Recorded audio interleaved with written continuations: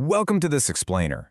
Today, we're diving straight into one of the absolute most critical decisions you will ever make for your child's early development, choosing the right online Quran teacher. You know, the great scholar Ibn al-Qayyim once pointed out that the corruption of a child is often caused by the parents. But hey, the exact opposite is also true. The proactive, thoughtful choices you make right now in their early years, those are going to shape your child's character and faith forever. So, how do you actually find the perfect online Quran teacher? Look, if you've done even a quick search online recently, you know the struggle, right? There is an overwhelming number of academies out there. Some places literally just assign whoever happens to be available, while others have incredibly rigorous standards. It can honestly feel like navigating a giant maze. But don't worry, we're going to clear all that up today. To make this super easy, here's our agenda for today. We're covering 1. Why the right teacher matters. 2. Checking qualifications. 3. Choosing the learning format. 4. Prioritizing child safety. And 5. Maximizing the trial. Let's get right into it. All right, Section 1, the right teacher matters. But before we even look at a single academy, we actually need to look inward. You see, every parent needs a solid game plan. We recommend a systematic 5-step approach. And step 1 is to define your goals. What exactly does your child need right now? Are they an absolute beginner, needing the Nurani Qaida just to learn the Arabic alphabet? Do they already know the letters and need to focus on Tajweed for recitation rules? Or is the goal hifz, actually memorizing the Quran? You absolutely have to choose your goals before you choose the academy. Moving right along to Section 2, checking qualifications. And listen, do not skip this step. Because here's the reality. Not every platform screens its teachers properly. Like I mentioned, some just assign whoever is available, and that is simply not good enough for something that's important. A strong online Quran teacher needs real, formal credentials, not just the ability to recite beautifully. You want a native Arabic speaker for proper pronunciation.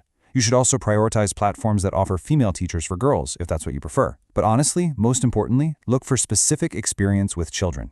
Teaching adults and teaching kids require completely different skill sets. A Tajweed expert might be brilliant with adults, but completely lack the engaging methods needed to keep a 7-year-old focused through a computer screen. Always ask specifically about their experience with young learners. Now, during your search, you are definitely going to hear the word ijaza. Think of this as the absolute gold standard. An ijaza is a formal certification and authorization to teach Quran recitation. It's granted only by qualified scholars, and it traces a continuous chain of transmission all the way back to the Prophet Muhammad. If an academy has ijaza-certified teachers, they haven't just memorized the text, they've been traditionally verified to teach it. So ask where the teacher studied and for how long. Okay, let's jump into Section 3, choosing the learning format. Specifically, we're looking at one-on-one versus group classes. Now, look at this comparison. There is a massive difference between the totally customized pace of a one-on-one session and the fixed, rigid pace of a group class. In a group setting, the teacher's attention is inherently divided and the pace is set for the average student. So your child might feel held back if they learn super quickly, or easily frustrated if they're struggling to keep up. One-on-one learning offers unparalleled personalization. The teacher provides instant feedback, correcting Tajweed mistakes the absolute second they happen. While group learning does have great social benefits, a beginner who is trying to master entirely new Arabic sounds can really easily get distracted or lost in a group environment. That direct interaction in a private lesson, it is incredibly effective. Now, you might be wondering, okay, what's this going to cost me? Well, based on data from leading platforms, you can expect an average investment of about $40 to $80 per month. That's usually for 2 to 3 classes weekly. Keep in mind, highly qualified teachers with an ijaza and specific experience with kids, they're going to command premium rates. And naturally, one-on-one sessions cost more than group classes. But as so many educators note, this isn't just an expense, it's an investment in a foundational, lifelong skill. Which brings us to Section 4, prioritizing online child safety. This is an often overlooked factor, but honestly, it's absolutely crucial. We have a saying drawn straight from established educational safeguarding handbooks. The welfare of the child is paramount. When you invite a tutor into your home, even virtually, your child's emotional and digital safety literally has to be the absolute priority. Serious tutoring platforms actually implement strict codes of conduct to protect children.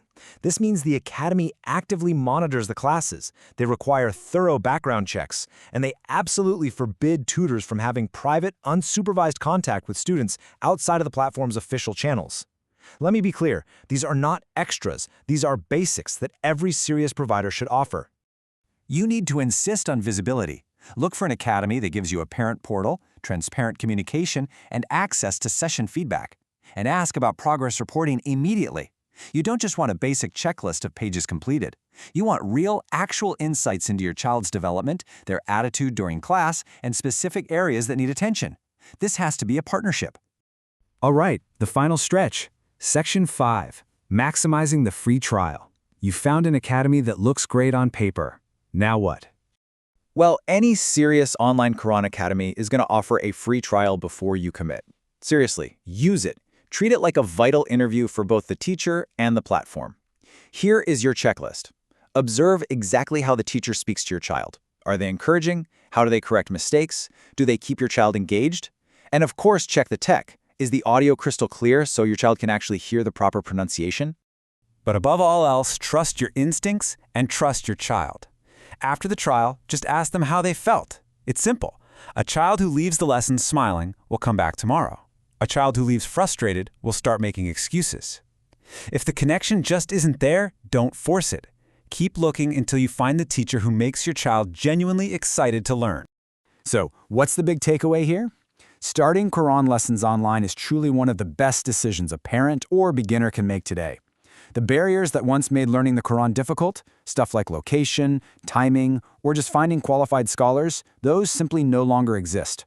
What remains is the choice. Choose a qualified teacher. Choose a structured program. Choose a platform that puts learning first. You can learn the Quran online at your own pace, from your own home, with a teacher who genuinely cares about your progress. The Kalam-Allah is waiting. Are you ready to start your child's journey today? Thanks so much for joining me on this explainer, and I really hope this helps you make the perfect choice for your family.